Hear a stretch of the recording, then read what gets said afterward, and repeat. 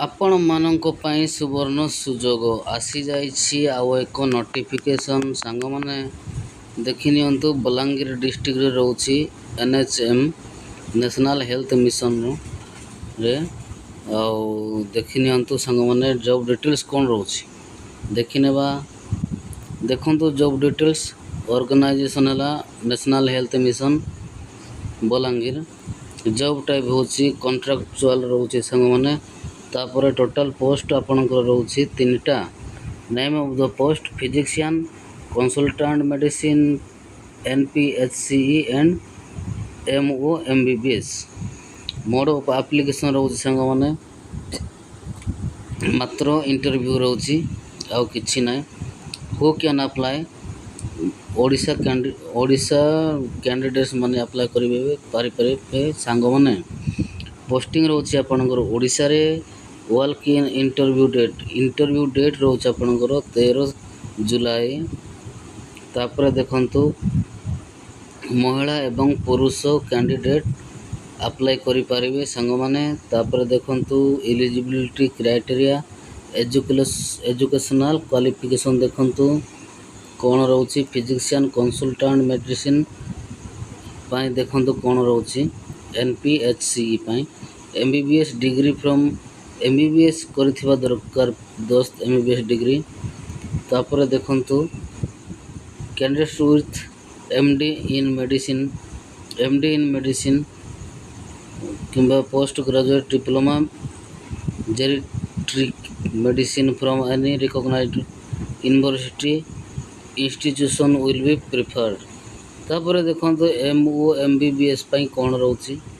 Candidates must have MBBS or equivalent degree from medical college or medical institution recognized by Medical Council of India and have a valid registration certificate under Odisha Medical Registration Rule 1965।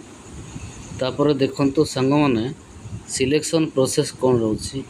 ଏଥିରେ ତ exam ନାହିଁ, ମାତ୍ର interview ରହୁଛି। ତାପରେ document verification ରହୁଛି। ତାପରେ ଦେଖନ୍ତୁ ଆପଣଙ୍କର ଭେକେନ୍ସି ଡିଟେଲ୍ସ ଦେଖନ୍ତୁ। ଫିଜିସିଆନ୍ କନସଲଟାଣ୍ଟ ମେଡ଼ିସିନ୍ NPHCE ପାଇଁ ଗୋଟେ ପୋଷ୍ଟ ରହୁଛି। ତାପରେ MO MBBS ପାଇଁ ଆପଣଙ୍କର ରହୁଛି 2ଟା ପୋଷ୍ଟ। ତାପରେ ଦେଖନ୍ତୁ ଏଜ୍ ଲିମିଟ୍ କ'ଣ ରହୁଛି ସାଙ୍ଗମାନେ। 21 ବର୍ଷରୁ 65 ବର୍ଷ ଭିତରେ ହେଇଥିବା ଦରକାର। ମାନେ ମିନିମମ୍ ଏଜ୍ ହେଉଛି 21 ବର୍ଷ, ମ୍ୟାକ୍ସିମମ୍ ଏଜ୍ ହେଉଛି 65 ବର୍ଷ। ତାପରେ ଦେଖନ୍ତୁ ଇମ୍ପୋର୍ଟାଣ୍ଟ ଡେଟ୍ସ କ'ଣ ରହୁଛି ସାଙ୍ଗମାନେ। ନୋଟିଫିକେସନ୍ ଆସିଯାଇଛି 3 ଜୁଲାଇରେ। ଇଣ୍ଟରଭ୍ୟୁ ଡେଟ୍ ଆପଣଙ୍କର ରହୁଛି 13 ଜୁଲାଇରେ। ତାପରେ ଆପ୍ଲିକେସନ୍ ଫିଜ୍ କ'ଣ ରହୁଛି ଦେଖନ୍ତୁ। ସମସ୍ତଙ୍କ ପାଇଁ ଫ୍ରି ରହୁଛି ଆପ୍ଲିକେସନ୍ ଫିଜ୍। ତାପରେ ଇମ୍ପୋର୍ଟାଣ୍ଟ ଡକୁମେଣ୍ଟସ୍ କ'ଣ ରହୁଛି ସାଙ୍ଗମାନେ। All educational qualification certificate and mark sheet, caste certificate, resident certificate, valid email ID and mobile number, recent colour passport size photo ଦରକାର, ୱାନ୍ ID ପ୍ରୁଫ୍, ଆଧାର କିମ୍ବା ଭୋଟର କିମ୍ବା PAN card ଗୋଟେ ହେଲେ ଚଳିବ। ଆଉ ଆପ୍ଲିକେସନ୍ ଫର୍ମ ହେଉଛି ଦରକାର।